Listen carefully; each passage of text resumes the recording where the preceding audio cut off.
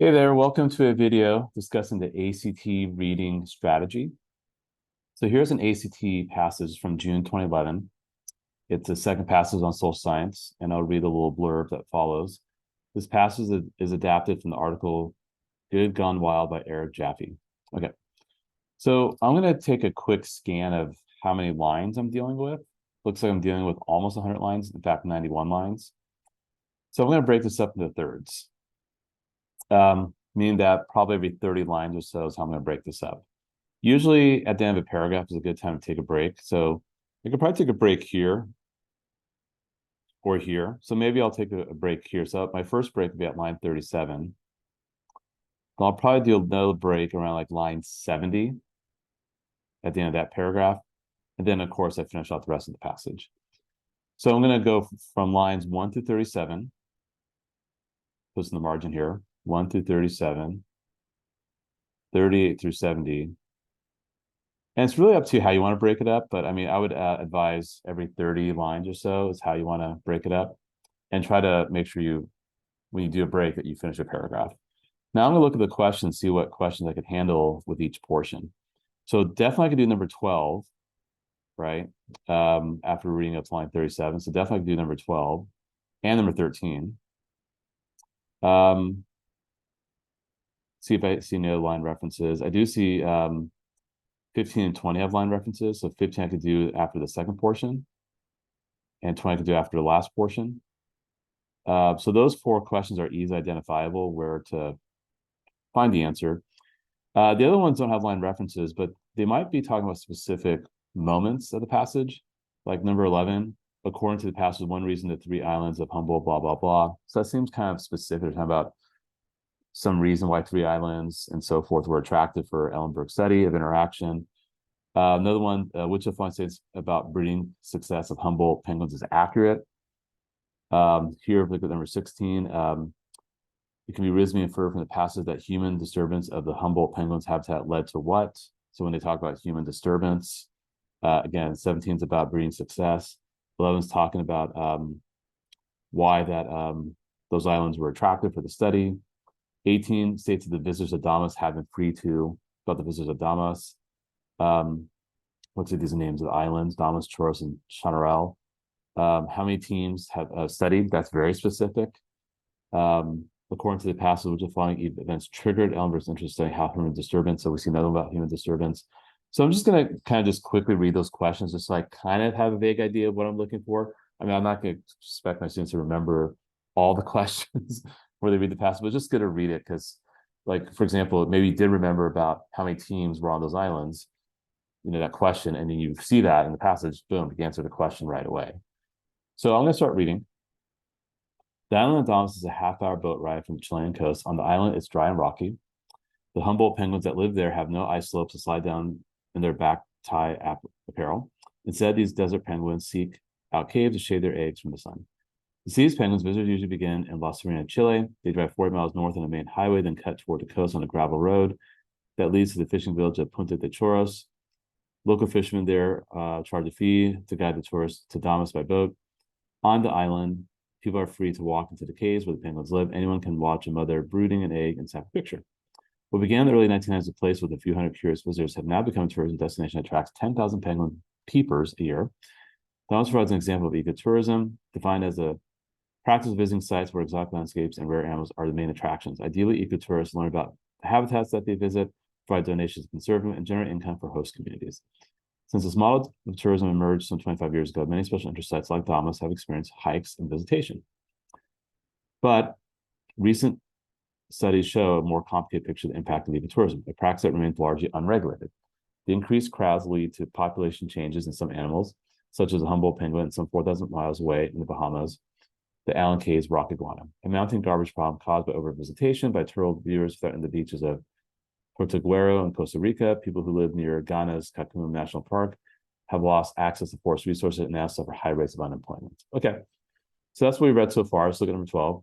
Model, probably like a good example, since this example of tourism emerged. So, or just a good example of tourism.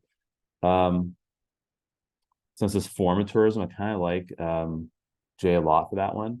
I wouldn't say a symbol, Reproduction makes no sense. Gauge doesn't make sense. But this form of tourism, yeah, I'll go J for 12. And then 13, the main purpose of the fifth paragraph, it's obviously providing a contrast how ecotourism has become a bad thing. So if I look at that one there, describe a recent study of the effects. That's just one sentence, so it's not the main purpose. Present data about Humboldt penguin changes on Damas. They didn't really talk about that so much. So I wouldn't say that either. Provide several examples of the damaging effects. Totally, that's totally what they're doing. They're talking about all these different countries, right, that are seeing some negative effects from ecotourism. List several popular ecotourism destinations, which are described later. It's not so much that, it's really more C is a stronger choice. So I totally go C for 13. I don't know if I could really answer the other ones just yet. So I'm going to keep reading. So we'll pick up from over here. I think there's been a glib championing of ecotourism. It's a win-win situation, says Martha Honey, Executive Director of the Center of Ecotourism and Sustainable Development in Washington, D.C. But by studying how animals, environments, and cultures respond to ecotourism, we can set up systems that aren't having adverse impact, she says.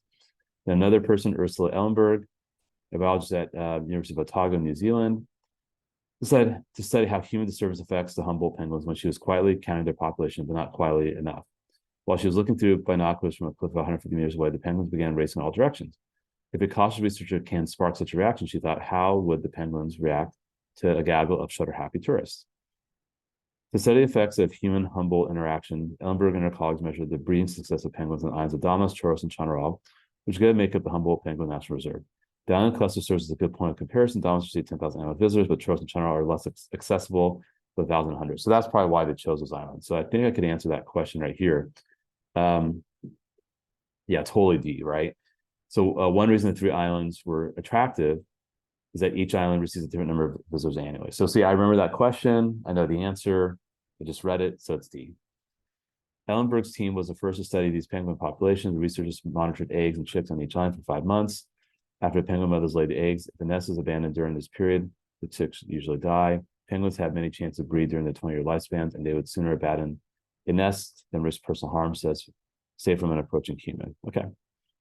So I could definitely answer now 15. The past refers to a gaggle of shutter-happy tourists. I to make the point that, because, you know, if you have one person that could spark a reaction, imagine what more people can do, right? So that's why that was brought up. So if I look at the answer key, the answer choices, tourists likely bring a great deal of disruption. Yeah, it makes sense. Sensibly, tourists should rarely be allowed. Not so much that, just that, you know, it's just going to cause a disturbance, right, or disruption. The Humboldt penguins act playfully. No, they run away. Tourists help protect the Humboldt penguins by increasing. That's just random. Totally A for 15. Okay. I don't know if I can answer other ones here, like 16 can reasonably be inferred from the past that human disturbance Humboldt penguins types that leads to. If I look at that one there, actually, I don't know if I can answer that one. Yeah, actually, it could, because they do say that if a nest is abandoned during this period, the chicks usually die when they run away. And so, yeah, I would say J for sure, because that's what's inferred. It's not directly stated, but it's implied because those penguins are running away because they see people and the chicks die, and they'd rather abandon a nest than risk harm to themselves.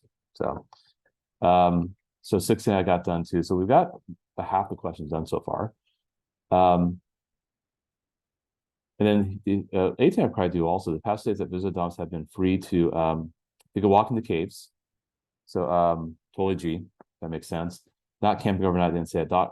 The rent a boat didn't say that. Pick up Humboldt, no, absolutely not.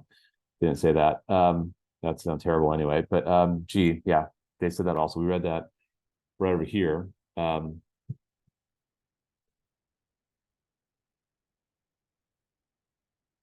Actually, I think we read it a little earlier. Yeah, actually, we could have done it when we read the first portion. So anyway,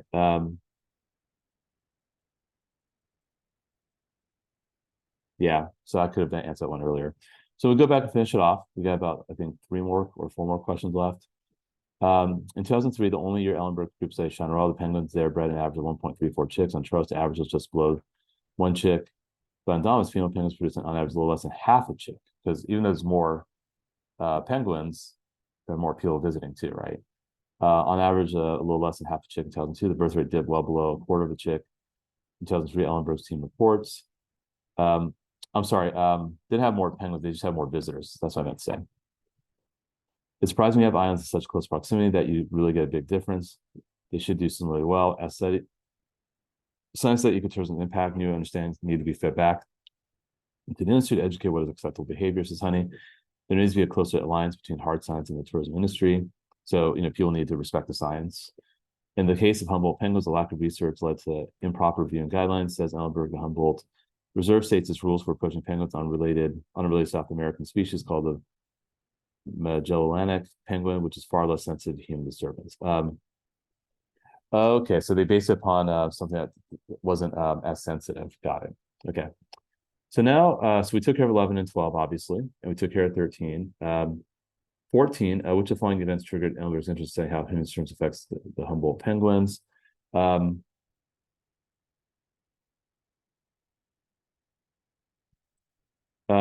Yeah, I would say H, scattering the penguins as she tried to count them because they definitely got scattered when she was checking them out, right?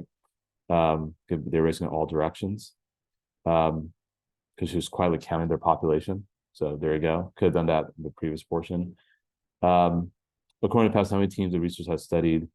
So there were no teams of researchers. She was only one. so that's a kind of trick question. So that's A. 20 we could do in the context of the 12th paragraph, lines 81 through 85, which is over here. Just has to be a closer alliance between the science and the tourism industry. If we look at that one there, yeah, G makes sense. The tourism industry must adapt based on findings from scientific studies. That's just a paraphrase of what we just read. So G makes sense for 20. We took care of 18. We took care of 19. Then 17, let's do that one really quick, and I think that's the last one. According to Pascal, which of the following statements about the breeding success of Humboldt penguins is accurate? That one there, 2003 females on average produced more chicks than did the females on Choros. That's true. On Chaparral, they had 1.34. Choros, they had less than one. Just be sure the other ones here on Choros on average produced many more chicks. No, in 2002. Didn't say that anymore. Females on Choros nose on average produced nope. Domus had less or fewer. And 2003 females on Domus on average produced twice as many. Nope. So it's totally A.